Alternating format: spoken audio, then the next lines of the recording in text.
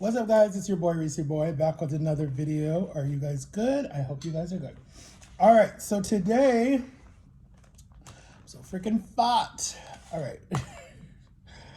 All right, so today what we're having is a little bit of ground turkey that I made, guys. You guys watched me make that in a YouTube video. All right, let me not mess up my laptop. Then we have some strawberry toast. We have a mocha that I used to drink back in the day in my videos. So let's say grace. Dear God, bless this food, bless this time. I pray that we have a good day. In Jesus' name, amen. All right. So guys, we are literally the day before my anniversary of 6 years on YouTube. Don't know why I'm even keeping count because my YouTube sucks. It's not a good channel. But to all my fans that have supported me and have been there with me through everything, my whole weight journey, my whole weight gain, whatever you want to call it. Yeah, you guys can definitely tell that I've gained weight. Like, I'm not even going to hide it anymore. That shit is hard as hell, especially when you're like cripply depression and PTSD and all the shit that I've been through this year. It's hard.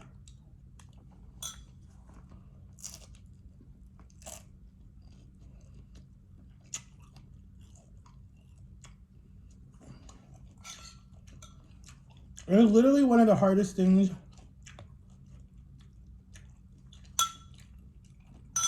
But I'm gonna be completely honest with you guys.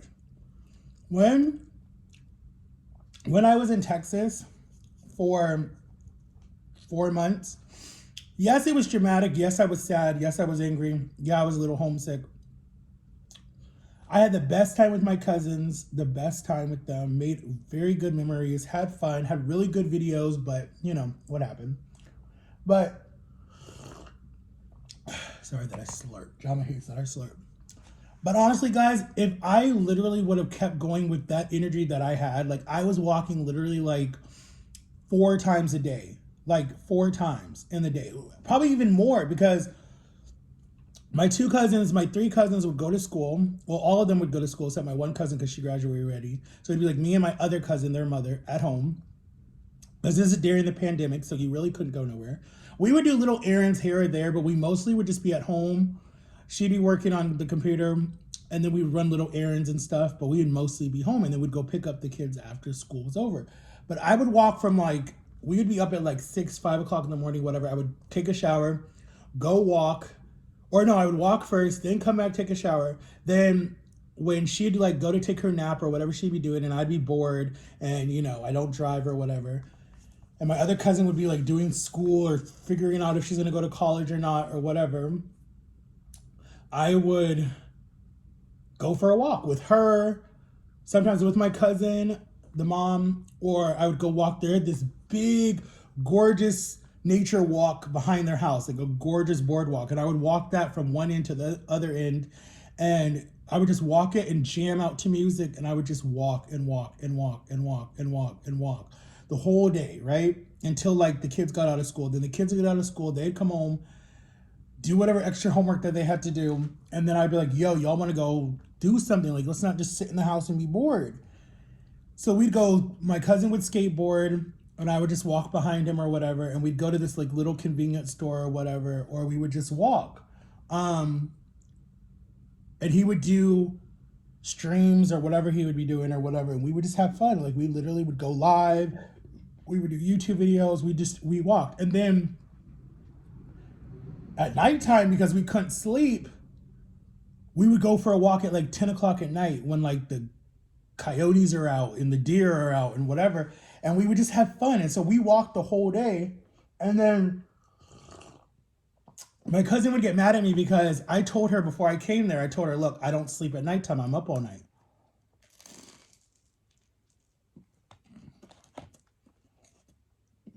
So, in her mind, we were like, okay.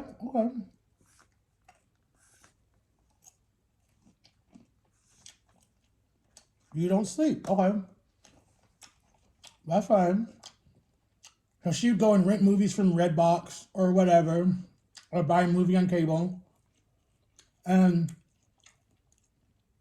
after she cooked dinner, whatever, and all the kids would be like doing their own thing. Some would go to sleep, some would be watching their own movie or whatever.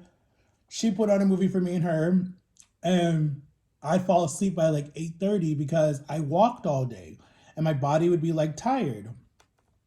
And she'd be like, really, cuz you told me that you don't sleep at nighttime and you're falling asleep before me at like 8 o'clock. So she'd like, wake up, wake up. And so I would stay up with her until like 2, 3 in the morning, whatever. And then she'd get her like midnight cravings and like go get her something to eat. And I'd be like, I'm not hungry, I'm good, you know. But if I would have done that when I got back to Florida, dude, I would have made it. I would have been already like 190 something pounds already, 5 years into since my surgery. But that didn't happen. So it is what it is.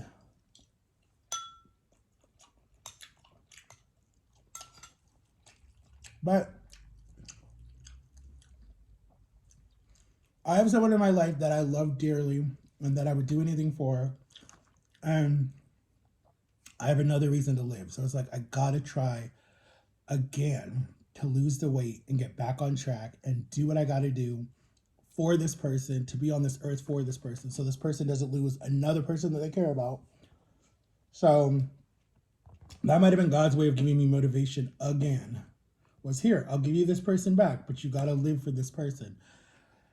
And that's what I have to do. But anyways, I know I went all over the place, guys. Guys, this is the best chapstick for black people, the best chapstick for our lips. So if you're black, guys, go get this chapstick. It's the best chapstick for us. It helps like all our chapped lips. So we're 1 year out from my anniversary. My anniversary officially is tomorrow morning, 24 hours from now, that I've been on YouTube for 6 years. 6 years, right? Somewhere it says that I have 80K, but then when you go on, I don't know what I really have. It says that I have 3,600 and whatever. It used to say 3,800 or something, but it says that I have, I don't know. John and me are like, I don't know. But anyways, only YouTube really knows how much I have. So I might have reached way past 500, but I don't know. So I'm not going to complain.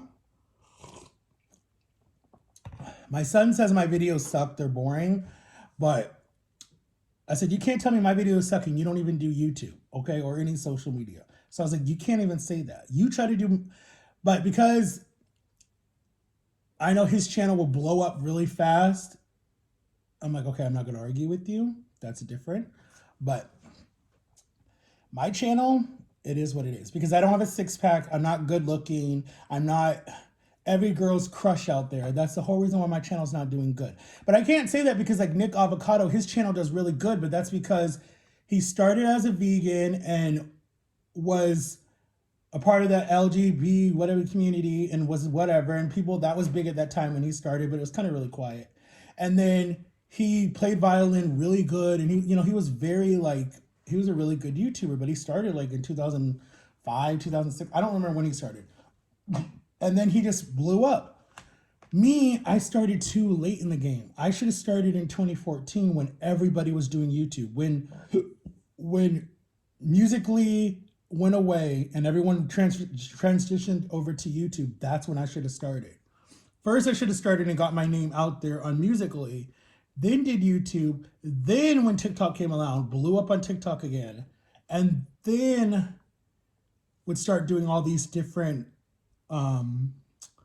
global social media events like Playlist Live and MegaCon and all these different things that all these social media people went to and have a lot of famous friends. Then I would have probably been successful at that and wouldn't even be still living with my parents at 33 because I would have started when I was 20 something, and I probably would have been the oldest YouTuber out there at the time because I still am kind of like older than a lot of the YouTubers that I used to watch that are now all in their 20s and I'm in my 30s. So I probably would have been like the oldest YouTuber at the time because all my friends and everything would have been like, and younger than me or whatever, but we still would have been like doing social media because Hollywood, for whatever reason, I don't know. But one day I feel like my channel will pick up when I finally get someone that actually wants to do YouTube with me and wants to stream and like wants to do challenges and stuff and like has fun doing it. My channel will be big because that's what the psychic said. I don't even know if that's true, but I've had dreams about it too, and it's shows me with somebody. It doesn't tell me who the person is. I just know that they're local, and I know that they think that we are like our channel would be a lot of fun. So that's kind of like how our channel makes it. But anyways, I thought it was Jama, but she's too busy and she has her own channel. And she, on Monday, that is 3 years for her on YouTube. So give her congratulations, guys. Go tell her happy anniversary Monday morning. Go to Jama TV and look for her face. She's wearing some type of outfit because there's another Jama TV and that's not the Jama. You got to go to Jama TV and look for her face. You'll see her face because you just match it up with some of our YouTube videos. So go give her a shout out. Come in my video tomorrow, guys. I'm going to shoot a video. We're going to be at the resort. We won't be at the resort tomorrow, not Sunday. But I'm going to probably post a video Sunday night, like around 8, 9 o'clock at night, Eastern Standard Time. If you're here from the US, you know what that is. With me and Jama, we'll probably do a mukbang. We'll probably do, because she said she's going to take me out to celebrate. So we'll probably do like maybe Taco Bell, maybe Subway, maybe, I want us to sit down somewhere, but it's hard to sit down somewhere when the noise and the traffic. We'll do something. We'll do something. Because I got her a card too, because Sunday is Mother's Day. So say a shout out to all your mothers and happy Mother's Day tomorrow, guys. So I definitely will do a video for that too, because I think I posted one last year for Mother's Day. So yeah, Sunday is Mother's Day. I'm full already, guys, and I didn't even finish. Like, look. And I didn't even finish this. But I finished all my tea. I don't know if you guys can see that. How can I show you guys? I don't want to spill it. It's funny because it's like, I'm fat, but it's like my pouch. I get full, and then when people are like, well, then how are you getting big again? I'm like, I don't know. Like, I don't think I'm big, honestly. I think what the problem is, the lump on my leg is probably weighing its own. So that's probably like 100 on its own. And then I have a lot of saggy skin that I need cut off. But I haven't found any doctor that's willing to do it. And what I want to do is I want to do liposuction.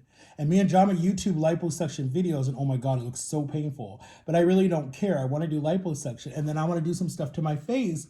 Jama says no, and my son says no. But I'm like, look, I'm the one who has to live with this face. I want to do something because look at this. I look like a turkey. Like, that's how much fat, like, my face, you know, looked before when I didn't have this much fat. It's not a lot. Like, you know, when I do this, I don't have a big double chin. It's just this right here. But Jama has it too. So she's like, they call it your turkey neck. So I'm like, I want to get rid of it. Like, thank God. Because when I was fatter, it was like out here. But it's like, that's not a lot. And then they say the way to do exercises for your face is go like that. But if you listen, mine pops. Listen. You hear that?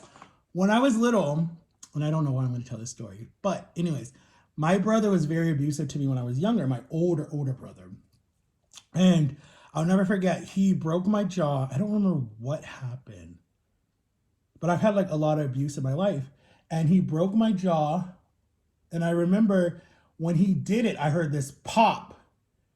And I started screaming bloody murder. My mom rushed in the room and was like, what happened? What happened? What happened? And I'm like, he broke my jaw. He broke my jaw. And I'm like crying and I'm screaming, oh God, why me? And I'm crying. And my brother thought, my little brother thought it was funny because he didn't know what happened at first. And then I remember when we went to the doctor wanted to know what happened, blah, blah, blah, blah. DCF got involved and, you know, you have to make up all these stories and stuff. That's a whole nother story. I can tell you guys that YouTube video later. But I remember we had to tell some lie that I fell down the basement steps or whatever it was. And like, they literally, like, my jaw, like, all I remember them doing is giving like very strong pain medications. Like, I remember that.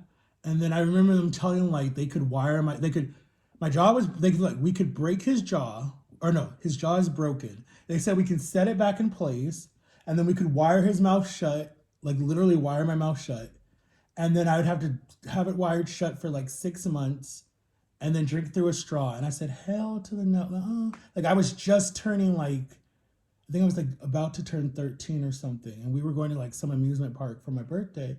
And I was like, oh, hell no, I'm not going to be walking around an amusement park with like this wire guard in my mouth and can't even talk like off the movies and be made fun of. I'm like, no, because this is like the early not 2000s. So I'm like, no, no, no, no. They didn't have like all this stuff that they have now. So it's like, hell no. But I remember it was very expensive. And my mom was like, well, we could do it because the government, the Air Force would pay for it. But my mom was like, well, let's talk about it. But so they never did it anyways. So when I chew hard stuff or whatever, you can hear it popping. And it used to creep people out when I would do it. Like my ex hated when I do it. She would be like, no, no, stop, stop, stop. It freaks me out.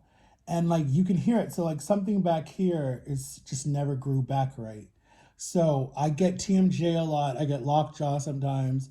I have pain in my jaw a lot. And I get headaches a lot, like right in this area.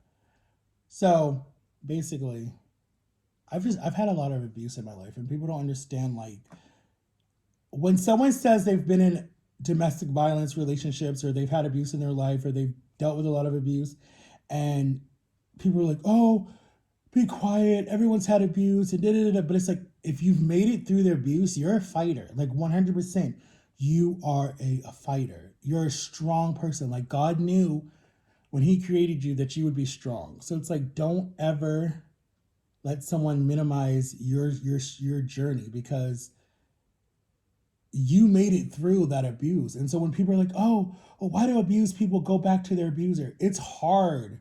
It's so hard. It's so hard to walk away from it. It's so hard to walk away from it because you're used to it, especially if you've grown up in it, you're used to it. It's hard to walk away from your abuser.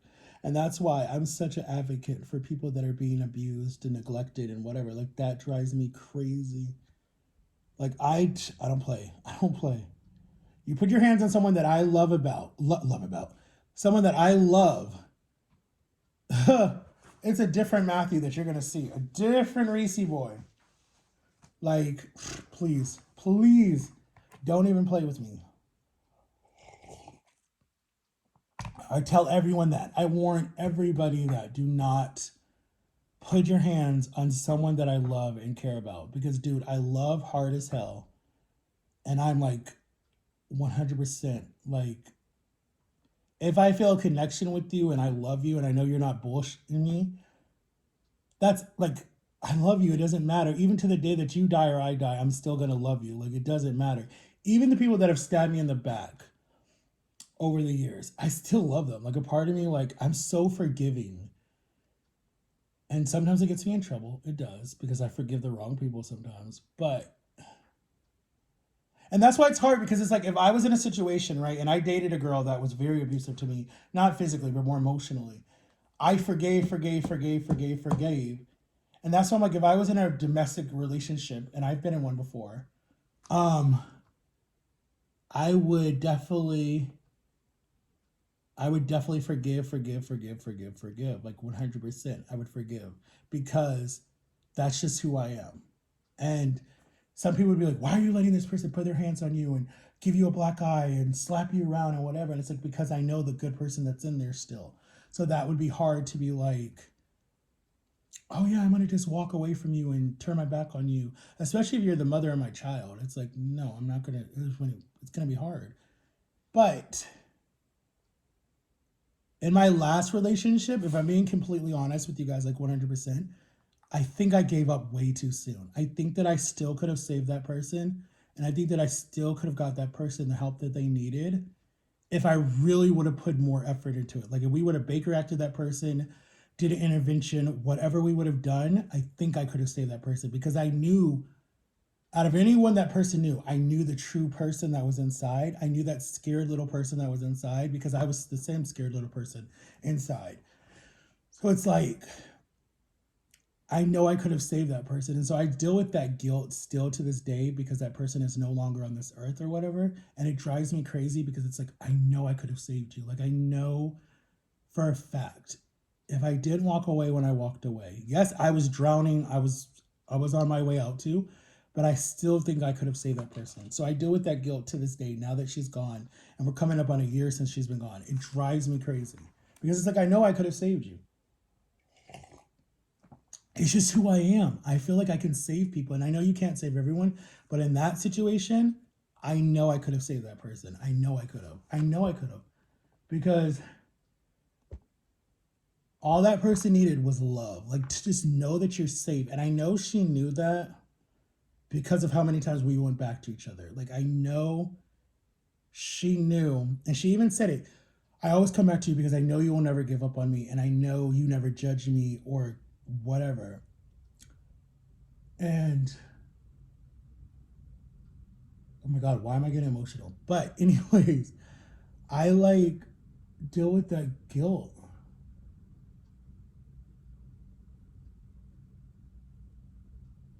I just deal with that guilt. It makes me angry. It makes me so angry because it's like the part that makes me so angry is that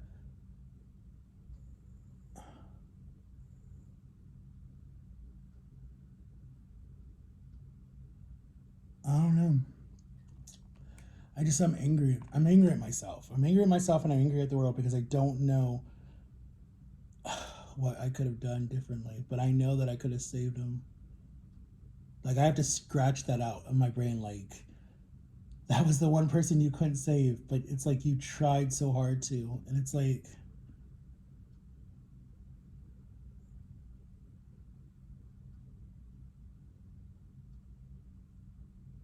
I don't know why it's hitting me now. Like that's so weird. Why is this hitting me now?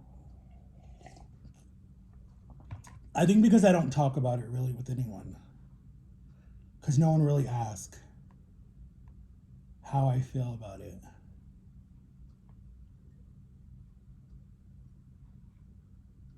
But I know I could have saved them. That's why anyone who's in my life now that I know is struggling, I will be damned if I let that person suffer on their own. There's no way. There's no way I'm going to let you suffer on your own. There's no way. I don't care what I have to do to make sure that you don't suffer on your own. Like, I'm not going to let you suffer. There's no way. Because I've suffered my whole life on my own. My whole life. Since I was a little kid, I've suffered. And I've had no one in my corner, ever. Until recently. Like, my one sister and me are so close. We talk about everything. There's no secrets. But we haven't always been that way. We weren't always that way. It took us to get into our early adult years to finally like connect. And for me to have trust. Like if it was not for drama, like I know a lot of people are jealous of drama, frustrated with drama, whatever.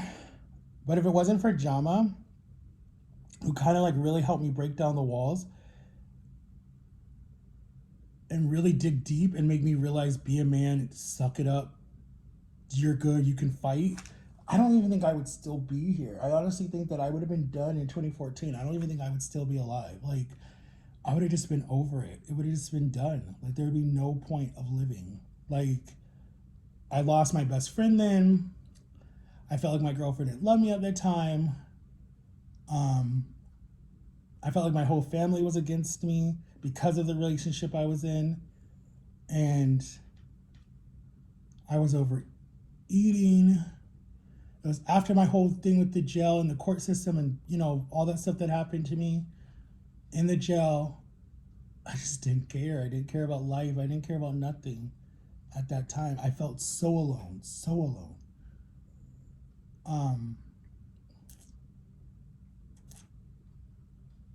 And there were so many attempts of stuff that I did that people don't even know about. And I can't even share on YouTube because YouTube will flag it. But there were so many attempts. There were so many attempts that people don't even know about, like, at all. So when I look at myself in the mirror and when I wake up every morning and I'm like, okay, I'm still here, I'm like, okay, I have to have some purpose. There's some reason why I'm still here. And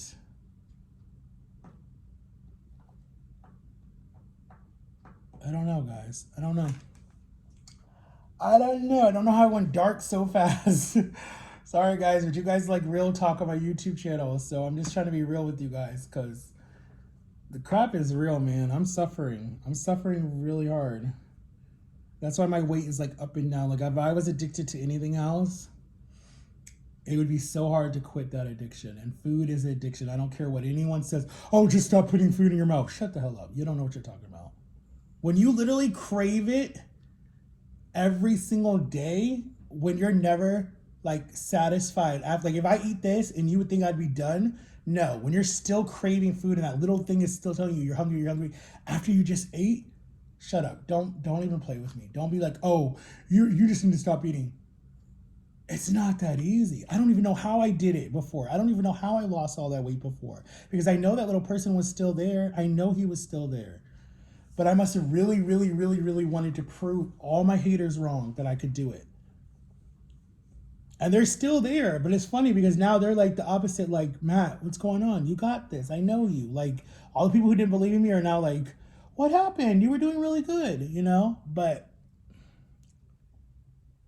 it doesn't bug me anymore when people call me fat or stuff because it's like, I know I'm fat. Like, I honestly can own it now. Like, I know I'm fat. Like, when kids used to say that to me or stare at me up and down, that shit don't bother me no more. I know I look like a monster. That crap does not bother me anymore. I'm like, okay, and like, but like the ghetto part of me wants to cuss him out, but I'm like, it's a kid. You can't say that. Like nowadays, you really got to be careful. And you're black? No. But it doesn't bother me now. I'm just like, yeah, I know I'm fat. Okay, and? But my mom takes it as I'm getting defensive. I'm like, no, I know I'm fat. And I know I look like a monster to people and I look deformed. That does not bother me. I finally own it. Shoot, I make fun of myself half the time and say I'm fat. Like, come on now. I own it. I did it to myself. Like, I'm not blaming anybody anymore for it. I did it to myself. I don't blame you anymore. I'm the one who put food in my mouth. I'm the one who ate chips, whatever it was. I did it, you know, over the last 3 years. I did it to myself. I'm not blaming anybody anymore. There's no reason to. The first thing when you're dealing with addiction is to admit to it. That's the first thing they teach you in AA classes is, I have addiction. Hi, my name is so-and-so and I have addiction. That's the first thing they teach you, to take responsibility for it. And I did when I went through all that stuff with celebration. I took a responsibility for having a food disorder. And I didn't even know it was a disorder until the doctor said that. My chest is so heavy right now, I don't even know why.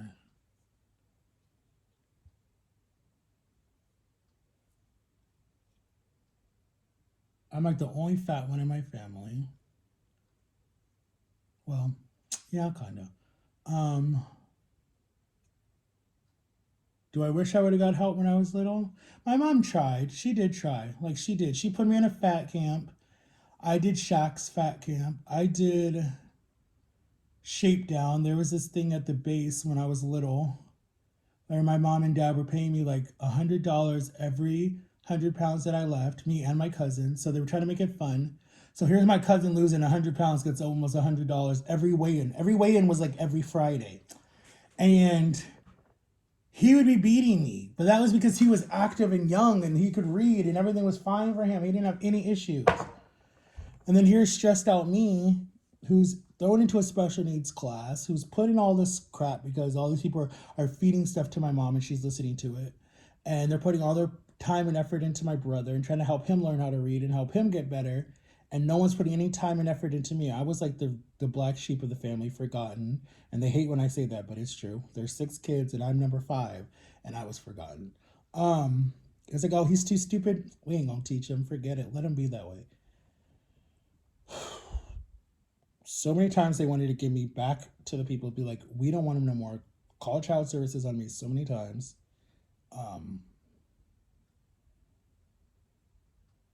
All the abuse that I went through. I mean, it's real talk. I'm not sugarcoating it. If someone's got a problem with it, they can say it to my face. I hate when people don't want you to talk the truth. I'm talking the truth. I don't care. Like 100%. Oh, that's your truth. No, honey, that's the truth. People don't just make up that stuff. There's no denying any of that. I could easily bring a lot of people on who have witnessed it and seen it for their own self that said, yes, he has been abused. Like, I don't need to lie about it. I have documents, I have papers, I have police reports. I don't need to even make all that crap up. Like, why would I make that up? Who does something like that? Please, don't even play me. Um, but you know what's funny?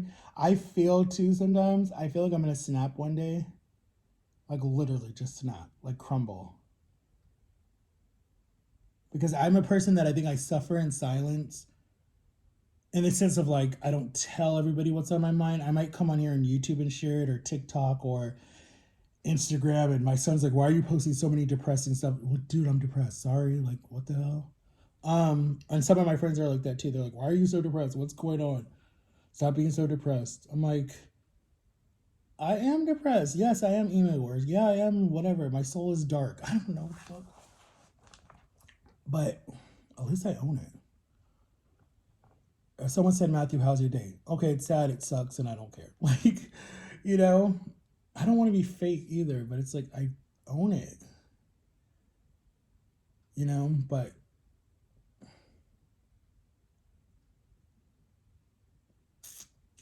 I don't know. I'm hot right now because of the tea. Like I'm sweating. I don't know why I drink tea during the summer. You're supposed to drink tea during the winter when you're cold, or at least not hot tea. Um,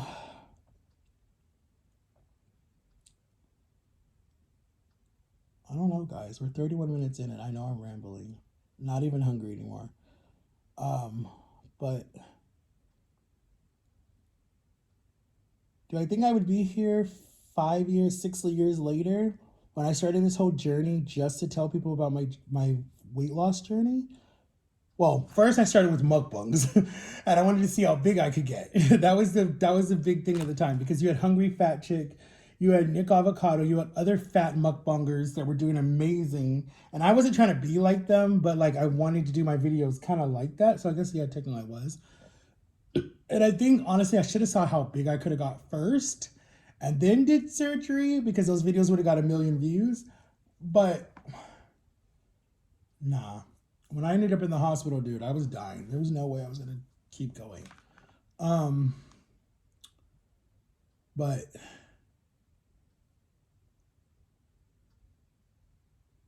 I know I've done damage. Like 100%, I've known I've done damage. Like 100%, I've done damage to my pouch. And really, at any time, I could die because they said that if a person that did the type of surgery that I did relapses, and there's two ladies, there was a nurse lady that we were seeing, right, that was doing all my blood work, and she worked for Celebration, and she said that her husband did the same surgery I was doing, lost all this weight, was doing really, really, really good. He gained it all back, and he died 6 months later, or no, two years later, he died after gaining it all back. But he was diabetic too. I'm not diabetic that I know of. No, I'm not.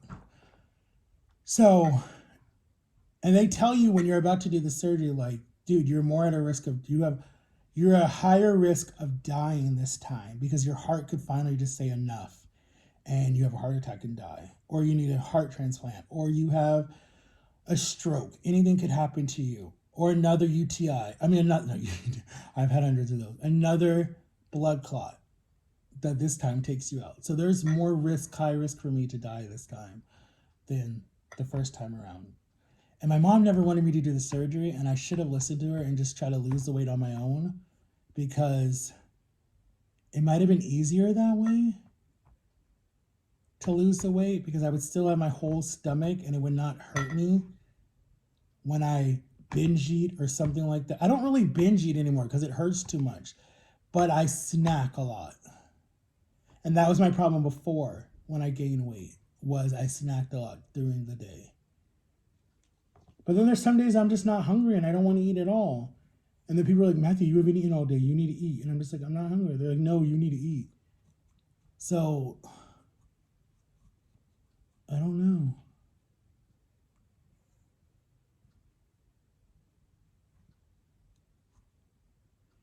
I don't know what to tell you guys.